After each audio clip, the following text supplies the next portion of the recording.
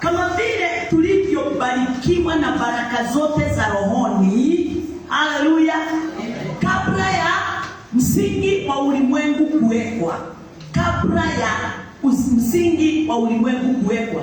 Nataka uweze kujua na kutambua vyema ya kwamba hakuna wakati mwingine Kristo Yesu ama Mungu Baba alisimama katika nafasi ya kufanya nini?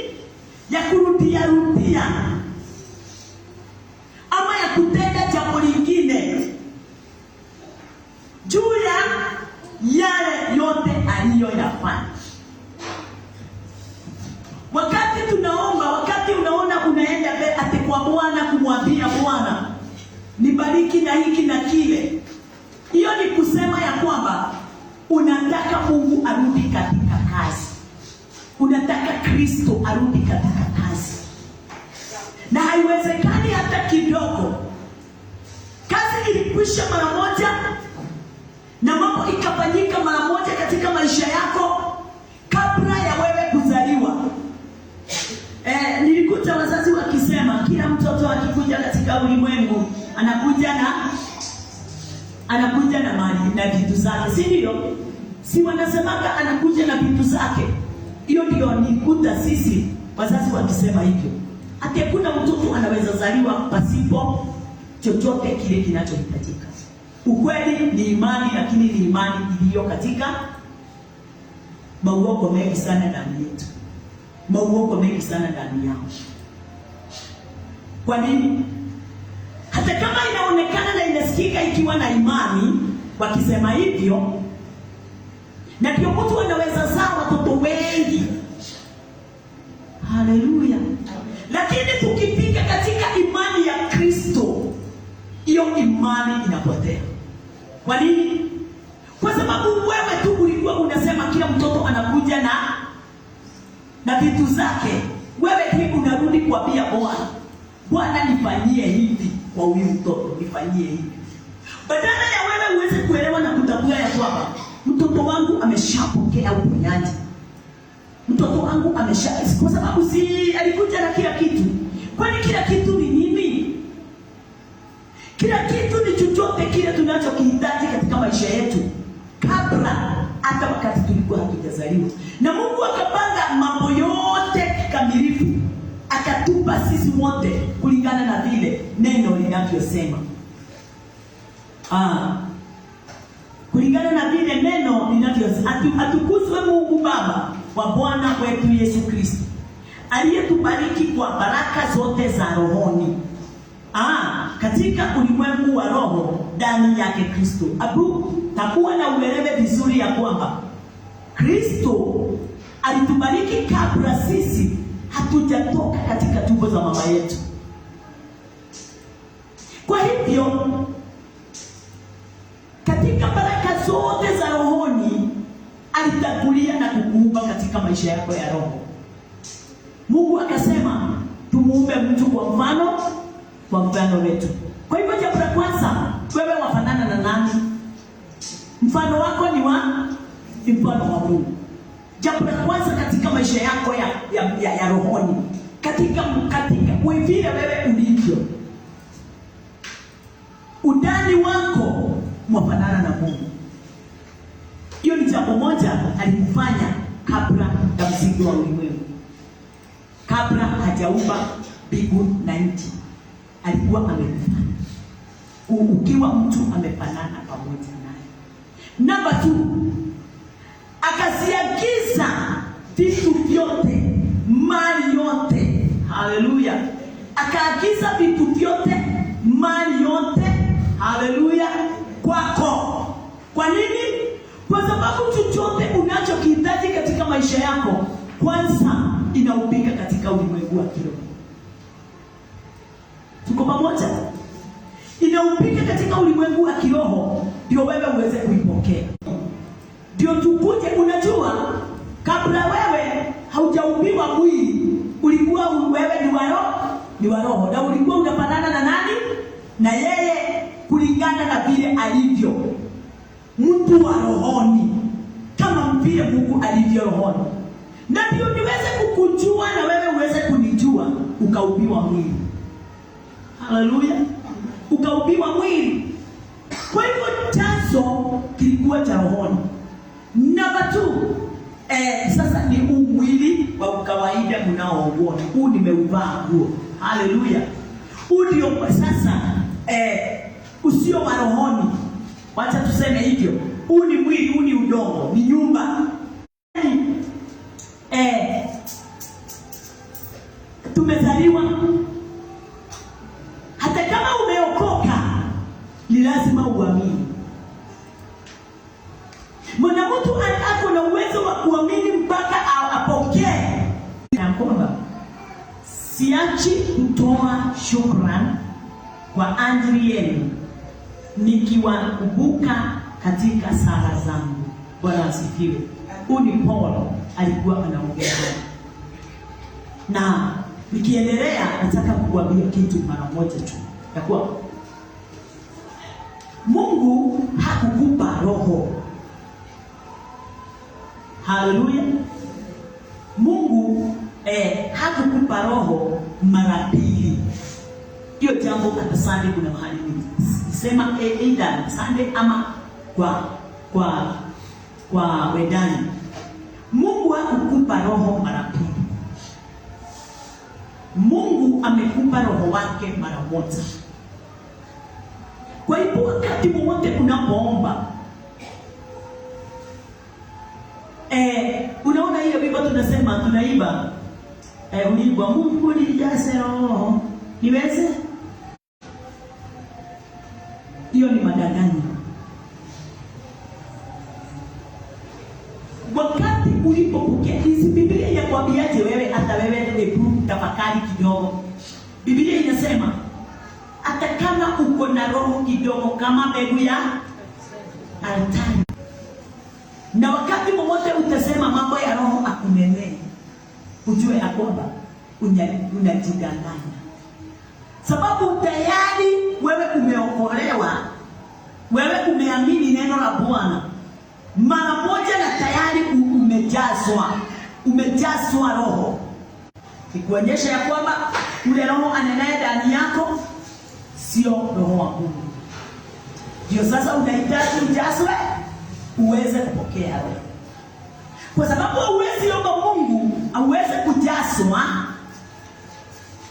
na unamuomba. Hauwezi muomba Mungu ujazwe na roho ukiwa unaongea na lugha. Ni kuonyesha ya kwamba ile lugha unaongea nayo sio ya haijatoka kwa Mungu. Tunaambiwa hebu inueni mikono muombe, tuombe tukaribishe roho. Na unakuta karibisha kedo keke.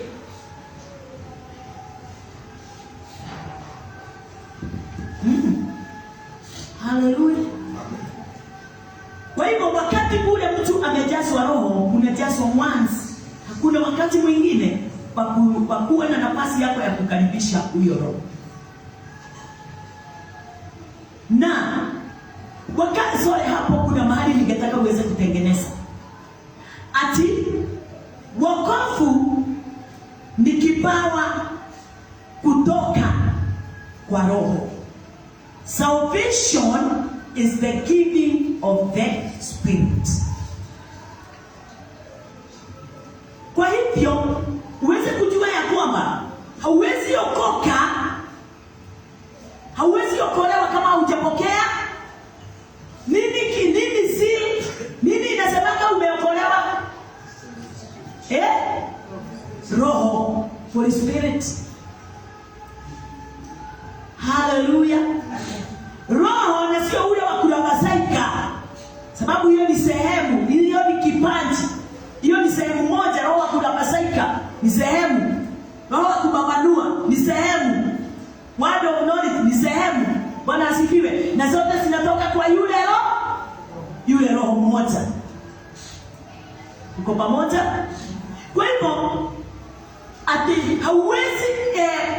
hauwezi kuwa saved kama haujapokea roho.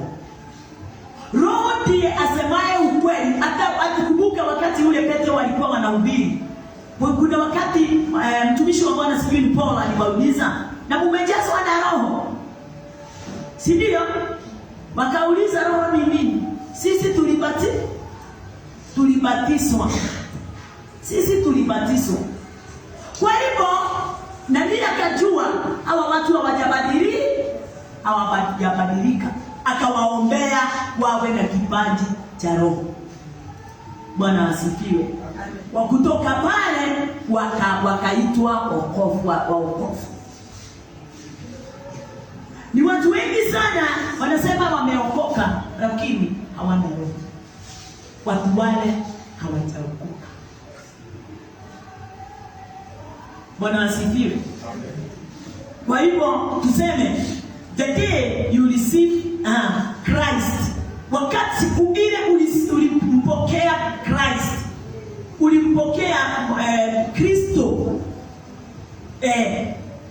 is the day you receive the Holy Spirit. Ile siku ulipokea Christ ndio siku ile ulipokea nini? Holy Spirit. Tuko pamoja watu wa Mungu? Ile siku ulipokea wokovu, hiyo ndio ile siku tu ulipokea Spirit. Kwa hivyo hakuna ati Roho wa Bwana alikuja nyuma. Wakati nilipookoka Roho wa Bwana alikuja nyuma. Hapana. Kwanza ni upokee Roho ndio uokolewe. Ukipokea neno la Bwana linafanya uweze kupokea Roho, kwa sababu neno la Bwana ndiye Roho. Bwana asifiwe. Na wakati unapopokea Roho wa Bwana ndio unaokolewa. Wakati unapopokea neno la Bwana ndio unaokolewa. Kwa hivyo jiulize, uliokoka kabla ya Roho ama ni Roho alitangulia ndio uweze kuokoka? Ndio mnaona watu wote wakisema wameokoka. Tunatamani wakae chini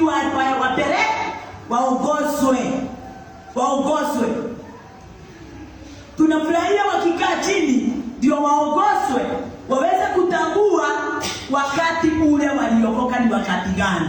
Haleluya. Si wakati ule waliambiwa sema nyuma yangu, na si wakati ule walianza kwenda kanisani, na si wakati ule waliambiwa na mapasa wao wameokoka. Kuokoka kunakuja baada ya, haleluya, kupokea Roho Mtakatifu, kuipata neno ndani yako, na lile neno linaanza kazi kwa moja ndani yako. Kwa hivyo Roho ni wokovu. Wokovu ni kipawa kutoka kwa Roho wa Bwana. Na hiyo kipaji ama hiyo spirit ndio afanyaye wewe uweze kuwa umeokoka. Kwa hivyo si wokovu unatangulia, ni Roho anatangulia. Kwa hivyo naweza sema not salvation gives you spirit. Tiono kiokoheaga Roho. Sio wokovu unakupa Roho. Ni Roho anatangulia kukupa wokovu. Haleluya. Na mnajua tulikuwa tumefanya nini? Tumeokoka tukangoja Roho. Ukweli ama si ukweli? Hiyo ndio dini.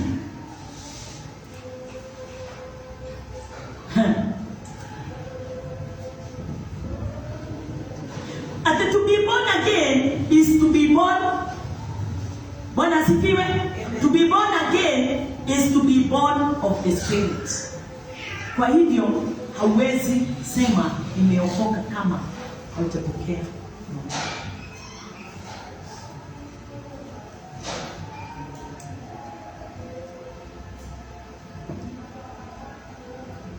Kuzaliwa ndani ya Roho ni nini? To be born of the Spirit, unaweza sema ni nini? Haleluya, Bwana asifiwe. Ni Roho wa Bwana amejaa ndani yangu. Ni kusema Roho wa Bwana amejaa ndani yangu. Kusema nimezaliwa tena mara ya pili, ama kusema nimezaliwa kwa roho, ni kusemaje? The spirit is domiciled in your inside. Yaani akae anafanya nini? Amejaa ndani yangu, anaishi ndani yako. Yeye ndiye atendaye kazi ndani yako, ndio niweze kuitwa wokovu.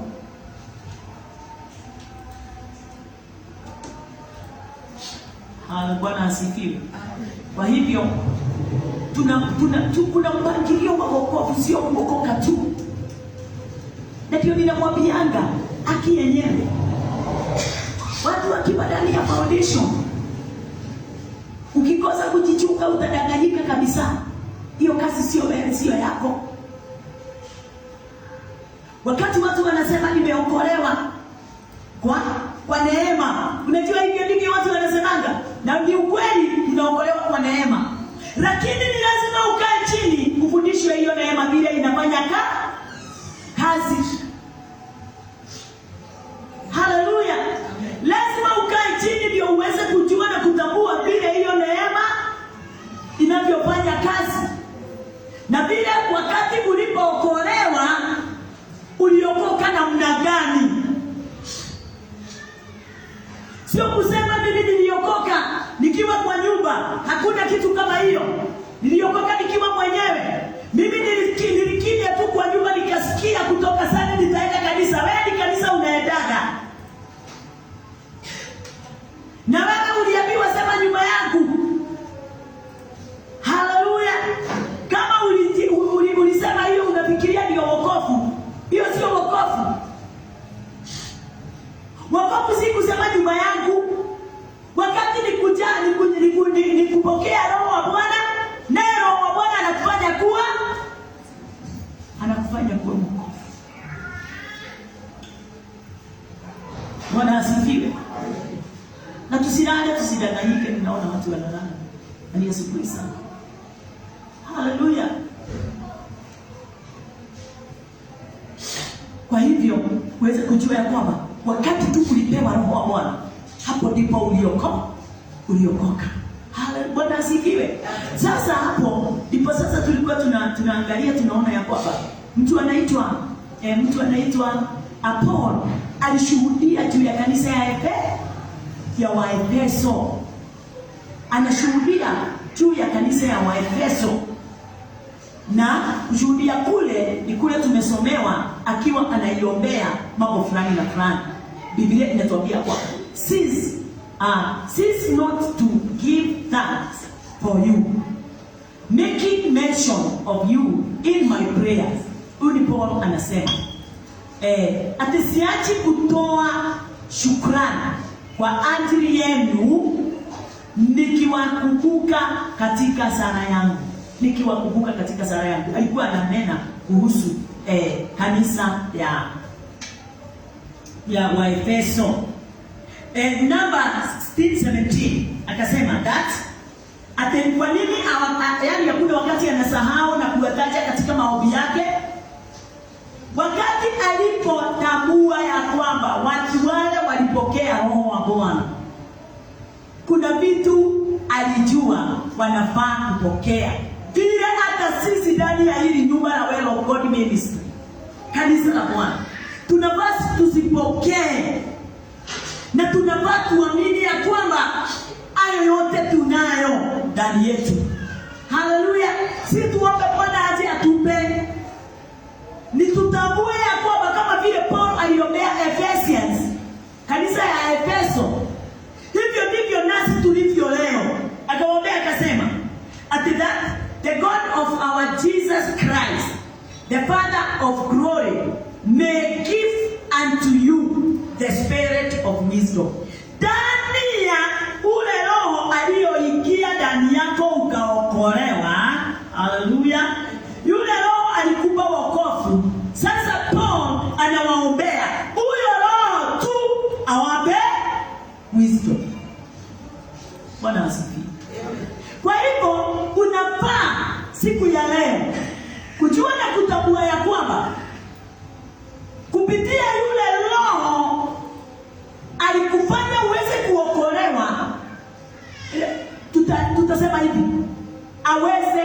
kujua.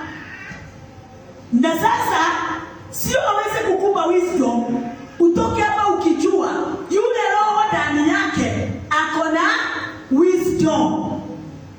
Kwa hivyo wisdom ako ndani yako ama wisdom likukuja atakuja? Nini itafanyika ndio wisdom wafanye kazi? Ni wewe uamini.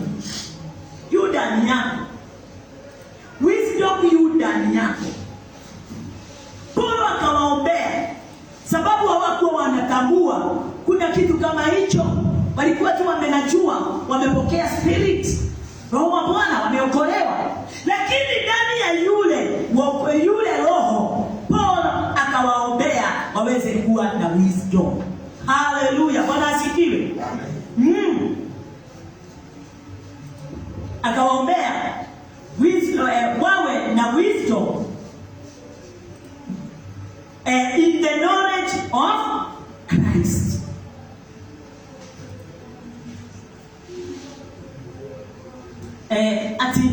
Wacha turudie ni 17. At that the God of our Lord Jesus Christ, the Father of glory, may give unto you the spirit of wisdom and revelation in the knowledge of him. Hallelujah. Amewaitisia vitu gapi? Mara moja. Revelation in the knowledge of Christ and wisdom in the knowledge. Anasema in the knowledge. Hallelujah. Knowledge ile kugatia.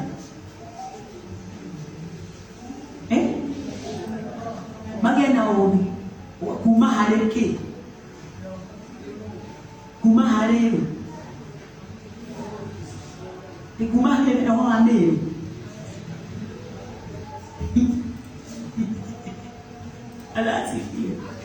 Hallelujah. Bwana asifiwe. Anasema hivi, and they may give unto you the spirit of wisdom and revelation in the knowledge of him. Kiswahili. Mungu wa Bwana wetu Yesu Kristo, Baba wa utukufu, awape ninyi roho ya hekima na ya ufunuo katika kumjua, knowledge, katika kumjua, katika kumtambua yeye ni Christ. Kwa hivyo akawaombea akawaambia wawe na wisdom in the knowledge of Christ.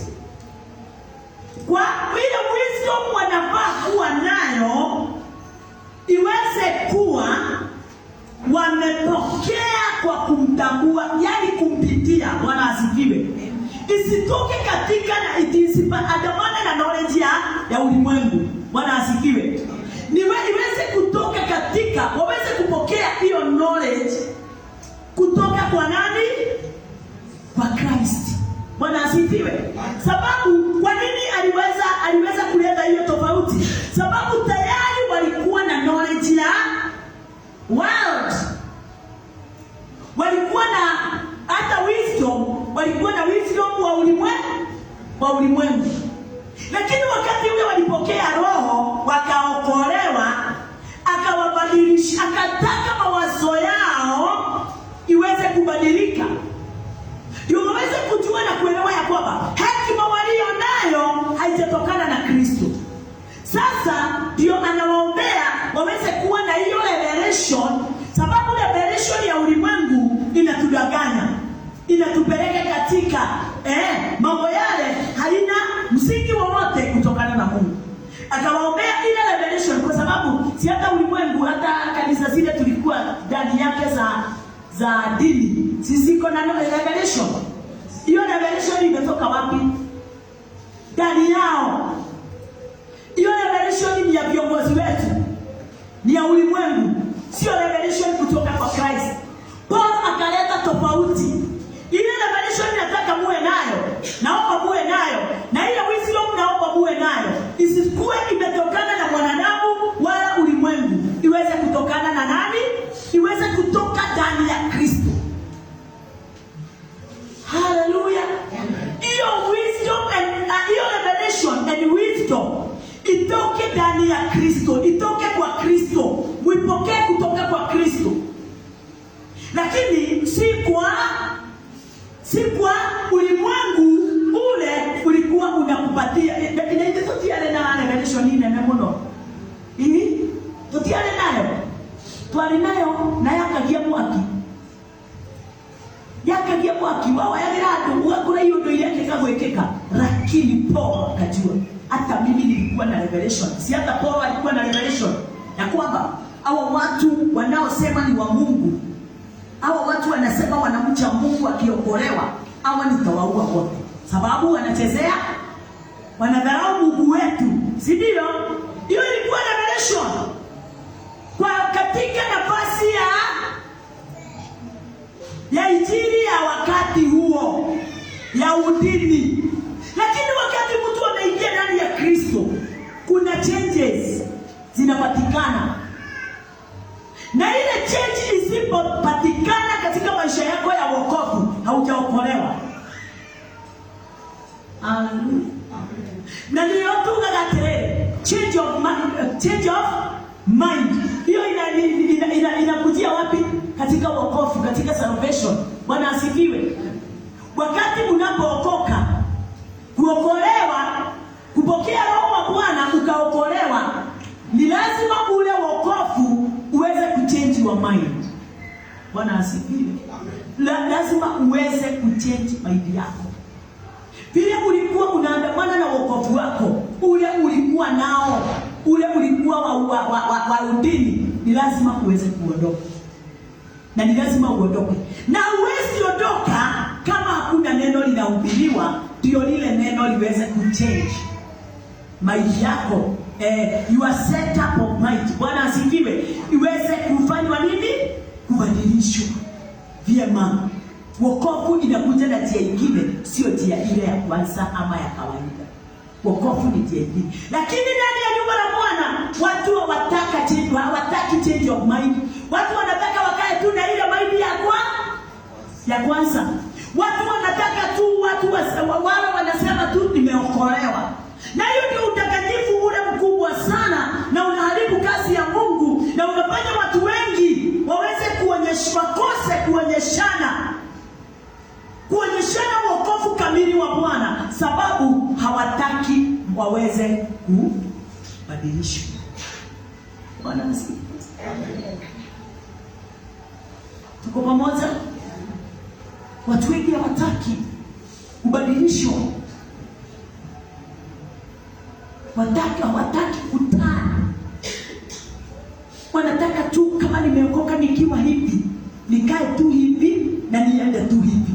Lakini wakati mmoja unapookolewa, ni lazima utane. Bwana asifiwe. Lazima utane. Sababu ile njia ulikuwa unaitumia haijafaa, ndio ilikuwa inakupeleka katika njia zile hazifai. Kwa hivyo wakati nimeokoka, ni lazima nibadilishe njia, niweze kupitia njia ile kamili. Watu hawapendi. Na ndio unaona kama mahali popote mafundisho ya Kristo iko, hata kama ndio njia, watu hawapendi, wanataka sarakasi, miujiza na maishara, hili na hizo vitu ndio zinafurahisha watu. Lakini neno linaniambia mahali popote unaona tunapewa parables. Parables ni za watu wale hawajaokolewa. Parables. Na ndio unaona parables zinafaa nje, si church. Wewe ukikaa hapo chini, ulipitia katika parable. Haleluya. Atakukawa na mwanamke mmoja alikuwa amezini, akapelekewa utapewa vitu wewe haujui, ndio uweze kufafanuliwa. Bwana asifiwe. Amen. Parables ni za watu wale hawajaokoka, wakivutwa ndio waweze kujitambua. Number 2, miracles and wonders zinanenewa huko, ndio wavutwe nazo, waingie ndani ya nyumba ya Bwana, nyumbani mwa Bwana wapumzike, waweze kuongozwa na neno. Haleluya. Wewe uweze kuwa wewe ndio maisha yako. Neno lile unalolipokea liweze kuwa linaweza simamisha, linaweza kukuthibitisha, na linaweza fanya jambo lolote lile unalolihitaji katika maisha yako. Haleluya, Bwana asifiwe. Hiyo ndio hatutaki. Tunataka kukaa tukiwa tu watoto. Na ndio watu wa udini hawajui wokovu ni nini. Wanafikiria kuokoka ni kusema na kutoa ushuhuda. Lakini nataka kukwambia mtu wa Mungu, wokovu si huo. Wokovu uko na mpangilio wake. Akawaombea wawe na wisdom in the knowledge of Christ na revelation in the knowledge of Christ. Hiyo ni namba 18. Hiyo ni kusemaje? Hiyo ni kusema ya kwamba waweze information yote ikujao ndani yao iweze kutokana na Roho Mtakatifu. Wapokee kutokana na Roho Mtakatifu. Bwana asifiwe.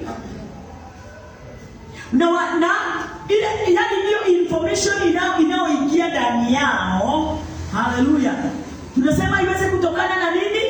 Na Roho Mtakatifu. Kwa hivyo wawe watu wanaoongozwa na neno la Bwana, wawe watu wanaotimiza neno la Bwana. Haleluya. Alafu akawaombea the eyes of their understanding. Bwana asifiwe. Wacha tuisome. Mwangisi hivi kama uko hapo. Verse 18. The eyes of your understanding being enlightened, that you may know what is the hope of his calling, and what the riches of the glory of his inheritance in the saints. 17. Wameombewa vitu mbili, wisdom and revelation. Hiyo ni mtu yule amepokea Roho. Yule mtu yule amepokea Roho akaokolewa. Hiyo ni Ephesians 1. Ephesians 1 tunasoma 17. Tukaona aliwaombea waweze kuwa na wisdom and revelation. Number 18. Akawaombea tena wawe na the eyes of your understanding being enlightened, that you may know what is the hope of his calling, and what the riches of the glory of his inheritance in the saints. Ati macho ya mioyo yenu yatiwe nuru. Kwa hivyo akaombewa, Paulo akawaombea the eyes of understanding iweze kufunguka. Hiyo ni jicho gani? The eyes of your mind. Bwana asifiwe. Your mind.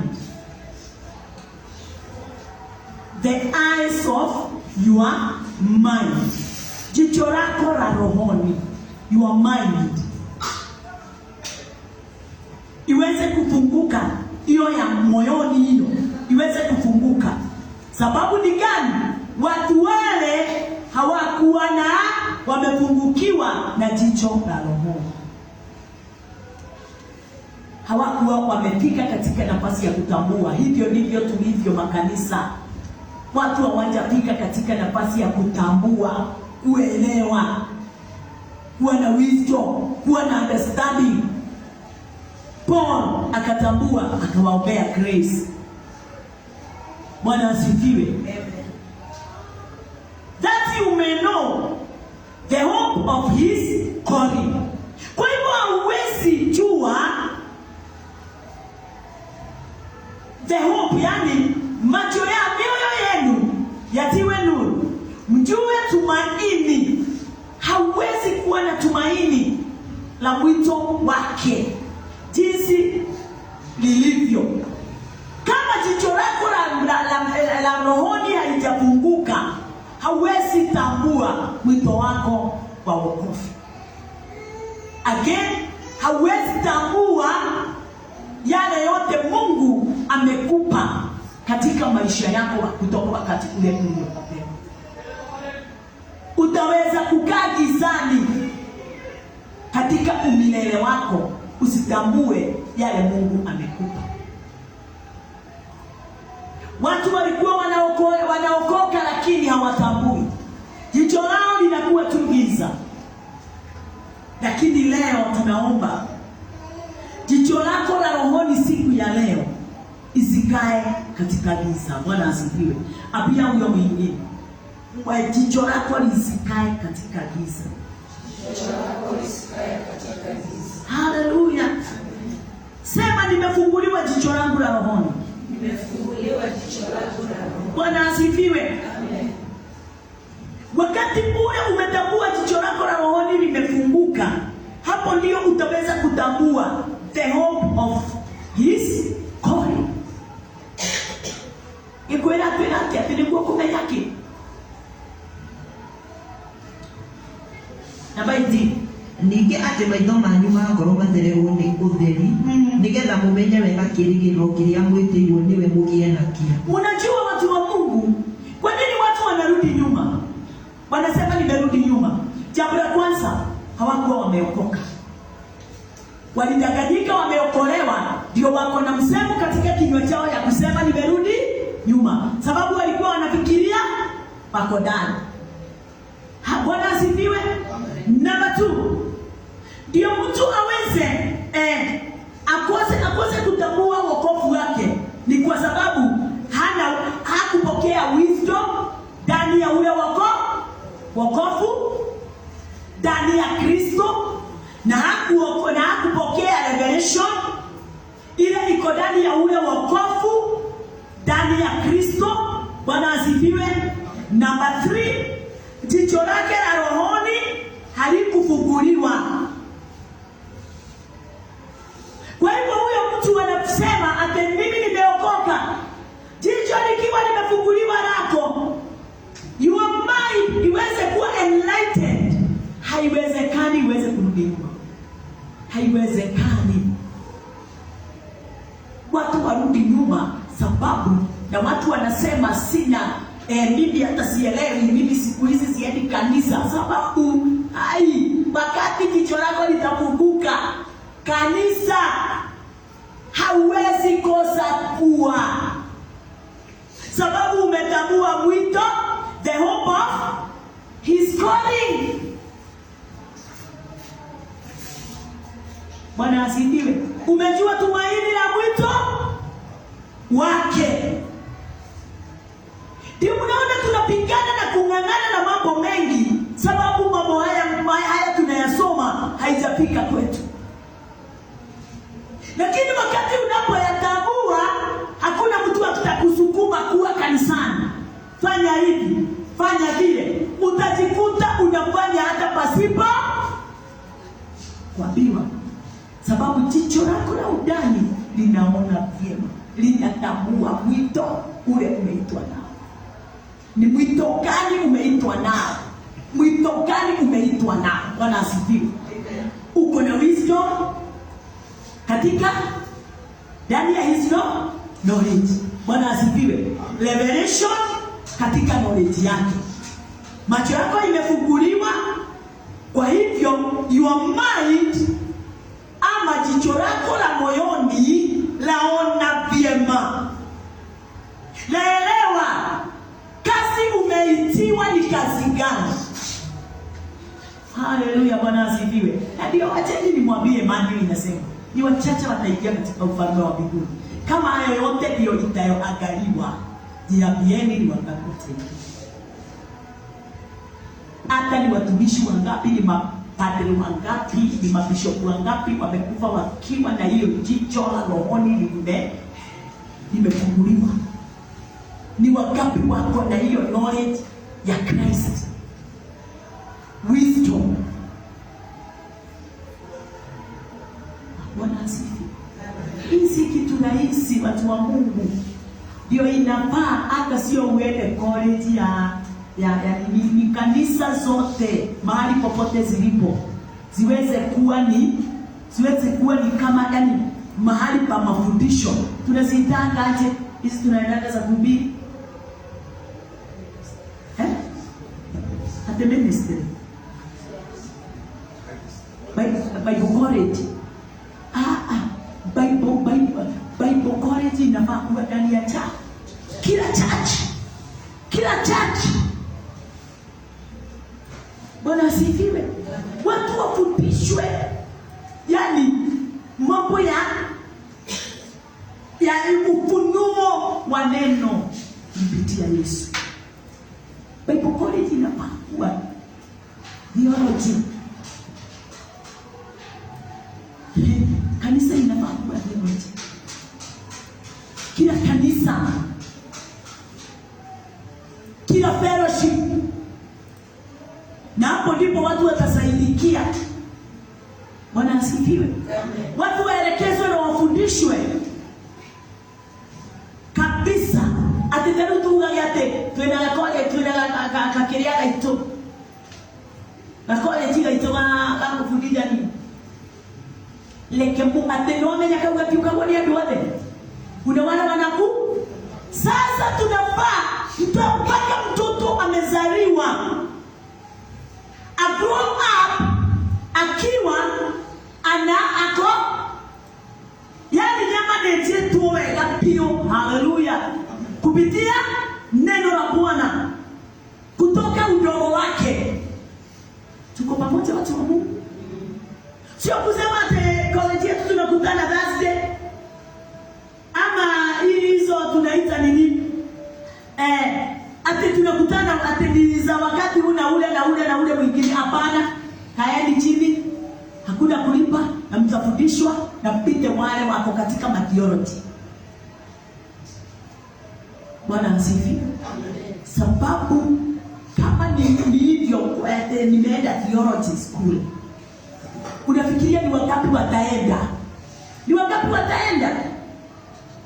Wachache sana. Sasa hata hapa ni wangapi wanafikiria kwenda theology? Si mnataka tu mkae kanisani mkufe mkiwa kanisani? Makanisa ndio inafaa kuwa imeweka watu ndio waweze kufundisha watu. Kila kanisa iwe na Bible study. Bwana asifiwe. Waweze kufundishwa na kuelekezwa katika njia za Kristo, kazi ya Kristo, umuhimu wa wokovu. Nini wokovu ni nini? Sio umuhimu wa wokovu. Wokovu ni nini? Haleluya. Tunauopokea namna gani? Na tuliupokea aje? Sababu watu wanajua tu ni kuokoka.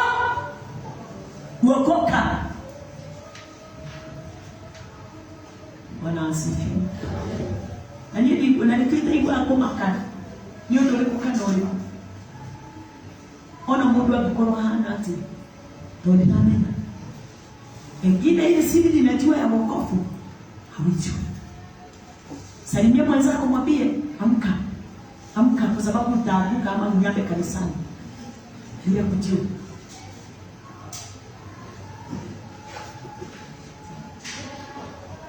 Is calling. Ujue tumaini la mwito wake and the riches of his glory. Yes, kuna kitu kimoja ninataka uweze kujua siku ya leo. The riches of his glory zinakuwa na kina nani?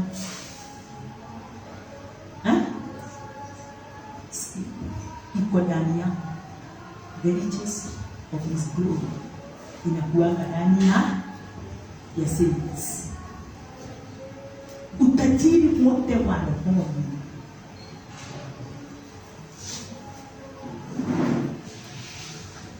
Bwana asifiwe. Umo ndani yako, hauko sio ati unaenda kutafuta. Umepewa kila kitu mahali kulitoka. Umepewa kila kitu mara moja. Ati macho ya mioyo yenu itiwe nuru. Mjue tumaini la mwito wake jinsi ilivyo, na utajiri wa utukufu wa ulinzi wake katika watakatifu jinsi ulivyo. Bwana asifiwe. Kwa hivyo kulingana na Kiingereza inasema, and what the riches of the glory of his inheritance in the saints. Kwa hivyo God's inheritance ameificha wapi?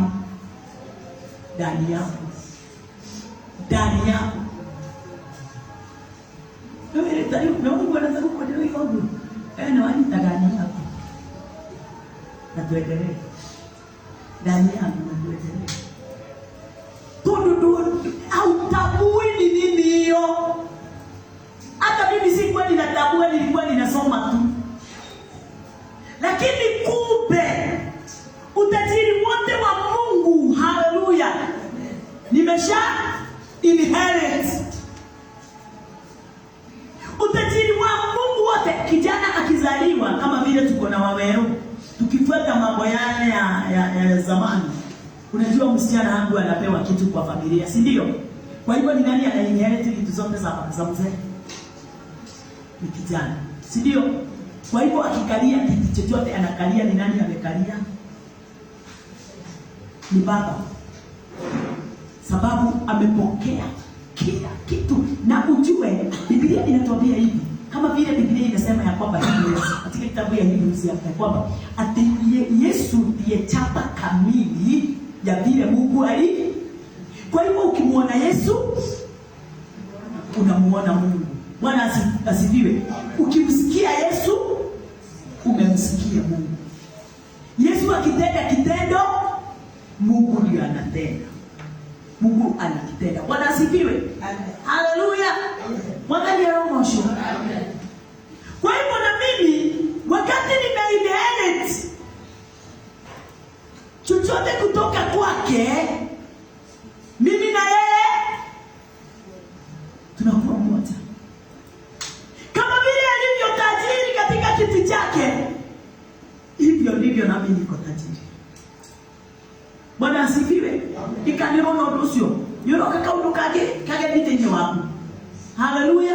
Sio bila tu kusoma. Vile alivyo na wisdom, hivyo ndivyo nivyo na wisdom.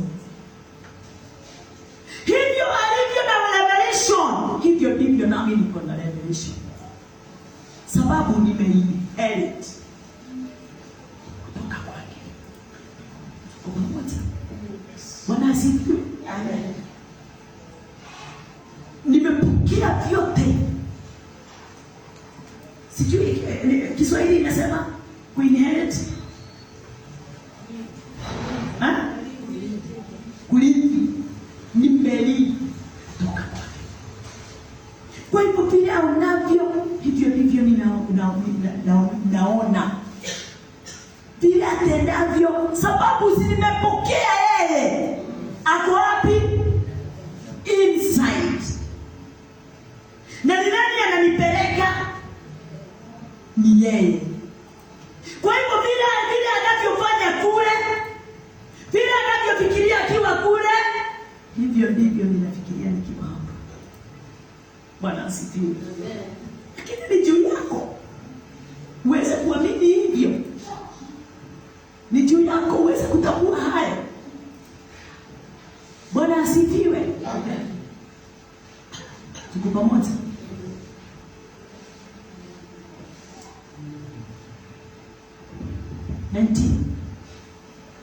Soma 19. And what is the exceeding greatness of his power to us what who believe according to the working of his mighty power? Bwana asifiwe. And what is the exceeding greatness of his power to us one who believe according to the working of his mighty power? Na ubora wa ukuu wa uweza wake ndani yetu. Haleluya. Tumaini ndani yetu tuaminio jinsi ulivyo kwa kadri ya utendaji wa nguvu za uweza wake. Soma Kikuyu. Na ningĩ mũmenye ũrĩa ũhoti wake ũnenehete hatarĩ mũhaka, o ũcio atũkinyĩirie ithuĩ arĩa twĩtĩkĩtie kũringana na ũrĩa ũrutaga wĩra na hinya wake mũnene. Bwana asifiwe. Amen. Hii kitu inaitwa his greatness, exceeding greatness of his power. Bwana asifiwe. Hii inatunenea na inataka kutuonyesha ya kwamba vile alivyo wakati alivyokufa, wakati alivyokufa akazikwa na akafufuka. Haleluya. Na vile aliweza kumweka katika mkono wake wa kulia. Bwana asifiwe. Kule mbinguni, heavenly places. Hivyo ndivyo nasi tumepokea hiyo greatness. Sababu mimi na wewe tuko wapi? Tuko hapo katika mkono wake wa kulia. Bwana asifiwe. Tumepokea nguvu. Tumepokea ukuu wote. Kwa hivyo kama vile alivyo, hivyo ndivyo nilivyo. Mahali alipo, hapo ndipo nilipo. Bwana asifiwe. Kwa hivyo mimi na Yesu hatuna tofauti wakati mtu ameokolewa katika wokovu, katika njia ya wokovu kamili na ukaamini katika ukamilifu wote. Wewe na Kristo hamuna tofauti. Namba 20 ikasema, which he wrought in Christ when he raised him from the dead and set him at his own right hand in the heavenly places.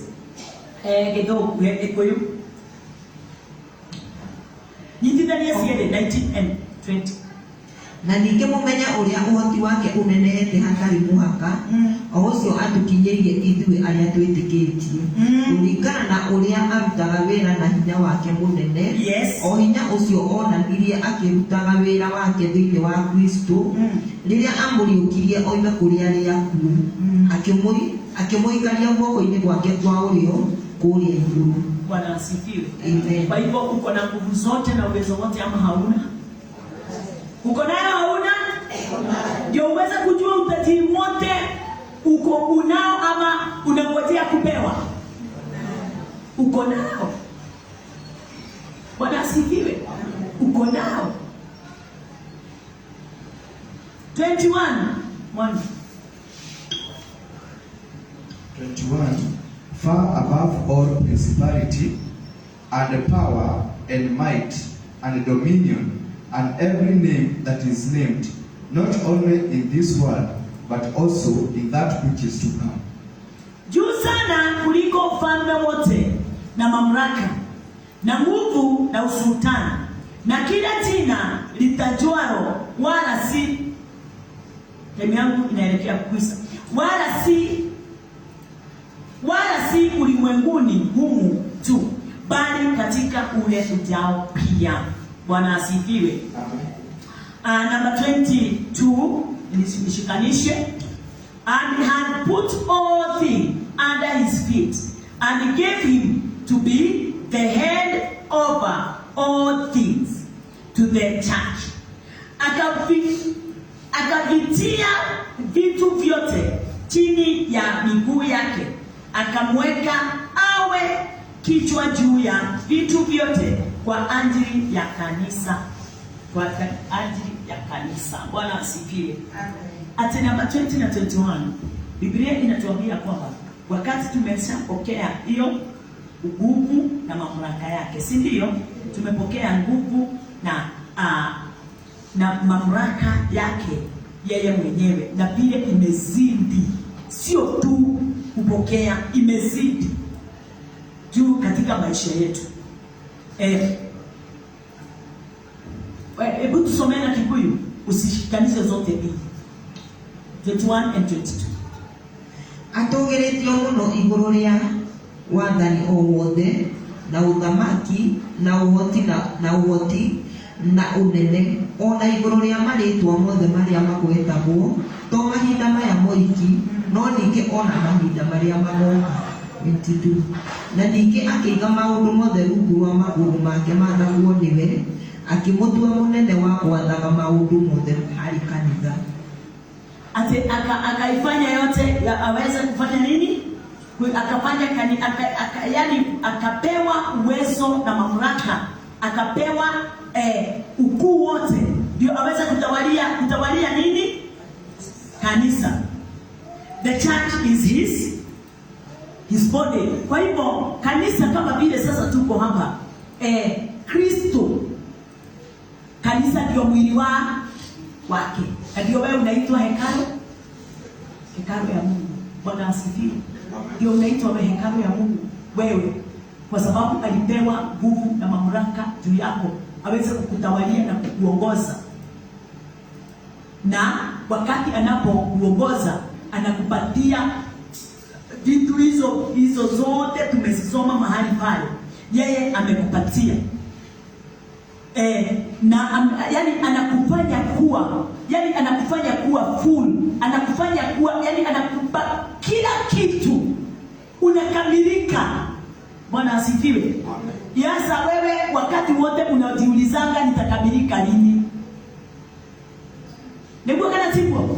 Si unajiulizanga utakamilika lini? Ameshakukamilisha. Nikuamini tu nimeshakamilishwa. Lakini ukikumbuka hujui kuomba vyema. Nani alikuambia kuna kuomba vyema? Hakunaga kuomba vyema na hakunaga mtu wa kuokoka saa hiyo. Mwingine yako na miaka yake. Bwana asifiwe. Wewe usiseme ati kwa sababu huyu ako na miaka mingi ndiye anaomba maombi mazuri. Hakuna maombi mazuri kwa Mungu. Mabaya. Ni unao ugado kia. Kama yule ameokoka leo, ameamini ya kuwa Bwana amemfanya kuwa mkamilifu. Ukweli? Kama Mungu amemfanya kuwa mkamilifu na ameokoka saa hii, na wewe uko na 20 years kuhakika wokovu, obila huyu ameokoka saa hii na obila lako likifikia Mungu linamfikia na grade gani? Same. Hallelujah. Tuwe hamwe. Ndio mnaotiega. Hallelujah.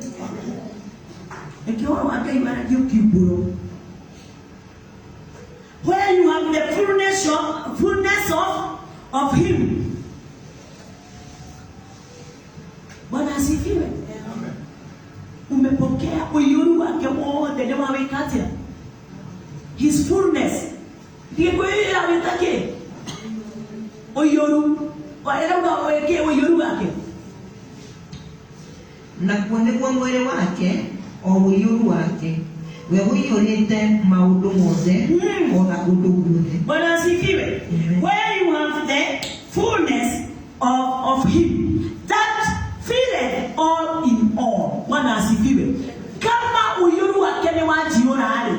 Wewe yule miaka yake. Wewe yule wa umoja. Mbele ya Ngai hanake. Yawa. Bwana asifiwe. Bora umepokea his fullness. Bora umefika katika nafasi ya kupokea. Yaani regeje moyo. Ando wale matali kwa nimekumenya hido eno. Jema tugotora menda kwa hiyo radio. Nikiwa juma na gutera ni kwa. Kuna mtu ameni. Ati Bwana anakutoka katika utukufu Mungu akanakupeleka mwingine. Ujue kile umepoteza. Kile umepoteza hiyo siku hautakipokea.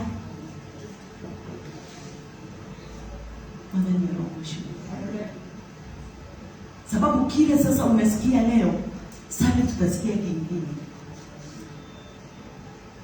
Nazo na hiyo tutasikia Sunday kujazililia ya kukuelekeza tu na kukuonyesha vile wewe ni wa dhamana, lakini kwe hado modo tana igwageke ego toreta etagia mwana ni madaku hoya uyuru haku mwana ni madaku hoya wisdom daku hoya revelation, lakini wewe hata ukitoka hapa unatambua uko naso.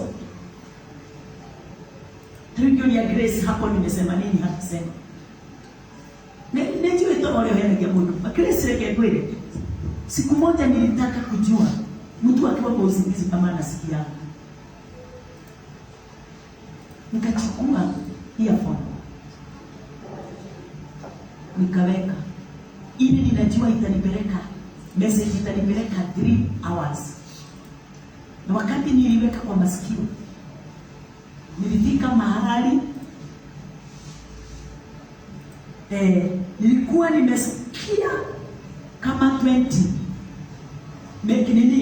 nini kama 1.5 hour. Kutoka hapo uko kwingine sikusikia kitu, kwa sababu kama usingizi kalinichukua kanisani moja. Bwana asifiwe.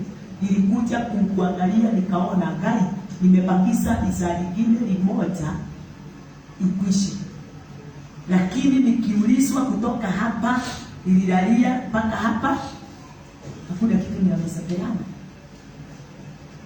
Lakini ukiwa katika hiyo usingizi unasikia kama unasikia. Kwa hivyo wakati unaikwa na usingizi, ujue kuna kitu unapoteza. Na ndio kumenya mundu ndaigua nikyo gukiraria mundu ndaiguaga no iguaga torai na gaturuka ugakona murio nako kahana ta mundu ria igo milioni mbere yake uriguaga uri ungiigua wega ndio ndukirwangira uri ungiigua wega ndio wale milioni kama ingio mbere yaku kamia nani weno milioni nitoweke no nyende yuke ikugwire hau etari no ndurathi kumikira riu atio ni ama ya matembesi igari abangire ndiri eukanike tori kuri hathiri no ona ngiri imwe etari no ndibangirwo wina nguo njeru igithio kesiria kugura gikombe kiria kiroe kirakuite ni waciri ucoketie riu ukaiguaga wi muto. Bwana asifiwe. Haleluya, Bwana asifiwe. Amen. And the fullness of God is in the church. Uyuru wa Ngai weko. And the church is his body. The fullness of God is in the church and the church is his body. Kwa hivyo wewe ndiye fullness. Sababu wewe ndiye body of Christ. Wewe ndiye umepewa hiyo fullness. Uyuru wa Kristo wewe ndiye wako. Wewe ndiye ndo unapata. Hakuna kitu unahitaji. Lakini ni kwa yote yule amesha amini juu ya wokovu kamili kutokana na roho wa Kristo. Sio kwa sababu niliombewa, sio kwa sababu ninaendaga kanisa ya Kurabasaika, sio kwa sababu nilibarikiwa na niko na mali nyingi. Hapana. Haleluya. Bwana asifiwe. Hebu nimuulize, unatambua tofauti ya wokovu ule na wokovu wa udini na wokovu wa Kristo?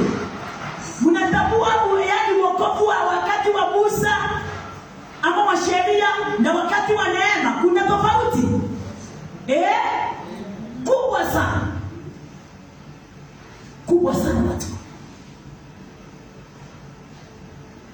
Haleluya. Amen. Ingine tutaisoma wakati kwa sababu time imekwisha.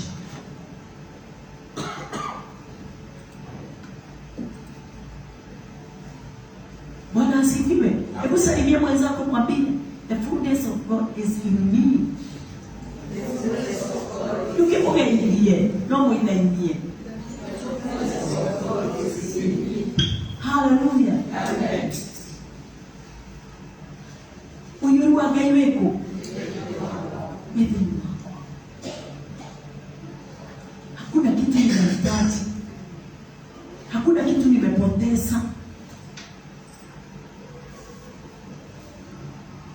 Mimi ni nyumba ya Mungu na imejaa utajiri wote. Bwana asifiwe.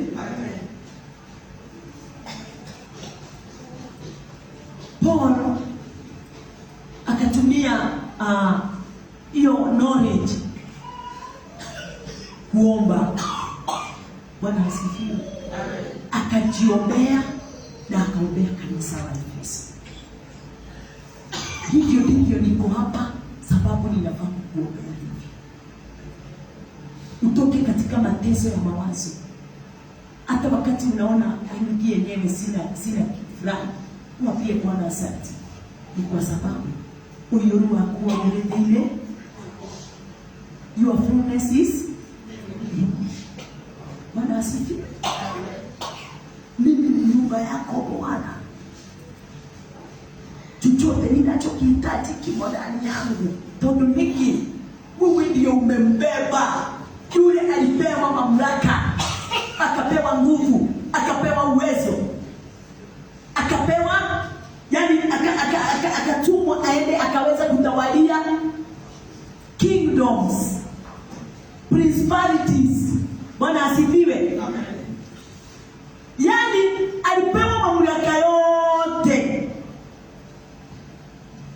Na kero kidhiru gazama kile kanisa. Wakati alipewa nguvu zote na mamlaka, aliambiwa nimekupa uwezo na nguvu ya kushindania kanisa langu. Haleluya. Kanisa lake ni nani? Amekushindania hajakushindania. Leo unakugoro igore ama ugadaka na leo nyosejetie Mungu ugere. Umebadilisha msemo ama ni ule tu wa zamani? Haleluya. Hata wakati unapokanyaga utakanyaga ukijua ya kwamba the fullness of Christ is in me. Bwana asifiwe. Hata mimi ndio udete kila kitu eneo ndio ndio. Ulimwengu wote na vyote vilivyomo kama vile sivyo ndani ya Kristo, hivyo ndivyo ndani yako. Haleluya. Uponyaji wote wote ni ndani kamoja sana. Uponyaji wote ule Kristo aliweza kufanya nini? Kupona. Haleluya. Magonjwa yote yale Yesu aliweza kupona. Mwadhani ya roho osho. Hiyo hili ilifanya kazi ndani yake. Iko ndani ya nani? Haleluya. Na hiyo sidangani na magonjwa. Na siwezi kosa kuhubiri kwa sababu mimi ni mgonjwa. Haleluya. Siwezi kosa kusimama hapa sababu ninajua kitu moja. Uwezo wote na nguvu zote na mamlaka yote imo ndani yangu, sababu yeye ndiye mambo haya yote na ako ndani yangu. Bwana asifiwe. Alafu akanichukua akanifanya kuwa nyumba yake kukaa.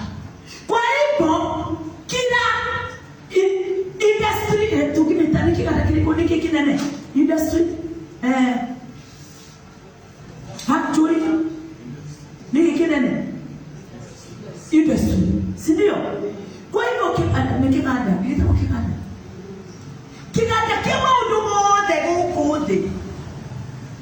yeye ni wako tarudikiao Christ. Bwana asifiwe. Kwa hivyo gari hizo, wacha tuseme hivyo, ulimwengu unapenda kama ni gari nzuri. Haleluya. Chakula mzuri. Haleluya. Bwana asifiwe. Ufunuo mzuri wa kweli. Uponyaji wote. Bwana asifiwe. Haleluya. Amani, furaha, utajiri wote, mali yote. Lakini ulimwengu uko ujinga wote uko ndani yao. Bwana asifiwe. Sababu wewe ndio umepewa wisdom. Bwana asifiwe. Amen. Umepewa wisdom. Usiowete ile wa Kristo. Umepewa revelation. Ile wa Kristo. Mwadhani ya roho shu. No omega ya. Bwana asifiwe. Hallelujah. Kwa hivyo hata wakati nimekaa bila kuombewa, ile ombi alifanya kazi ndani yangu. Miujiza